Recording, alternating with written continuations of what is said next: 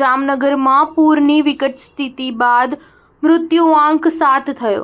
જૂના railway station નજીક વધુ એક મૃતદેહ મળ્યો। જામનગર જિલ્લામાં અનરાધાર વરસાદને પગલે સર્જાયેલા પૂરની વિકટ પરિસ્થિતિમાં વધુ એક વૃદ્ધનું મૃત્યુ થતાં મૃત્યુઆંક 7 પર પહોંચી ગયો છે। આજે સવારે જૂના રેલવે સ્ટેશન નજીક પાણી ભરાયેલા ખાડામાંથી એક આધેડ વ્યક્તિનો મૃતદેહ મળી આવ્યો હતો। તેમની ઓળખ માટેની કાર્યવાહી શરૂ કરવામાં આવી છે। તાજેતરમાં સ્થાનિક તંત્રએ ભારે વરસાદથી પૂરના પાણીમાં ફસાયેલા અનેક લોકોને બચાવવાની કામગીરી હાથ ધરી હતી અને રાહત અને બચાવ કામગીરીમાં સામેલ ટીમે પૂરગ્રસ્ત વિસ્તારોમાં ફસાયેલા લોકોને ખોરાક, પાણી અને દવાઓ પહોંચાડ્યા હતા। પૂરના પાણીને કારણે અનેક ઘરો અને દુકાનો પાણીમાં ગરકાવ થઈ ગયા છે।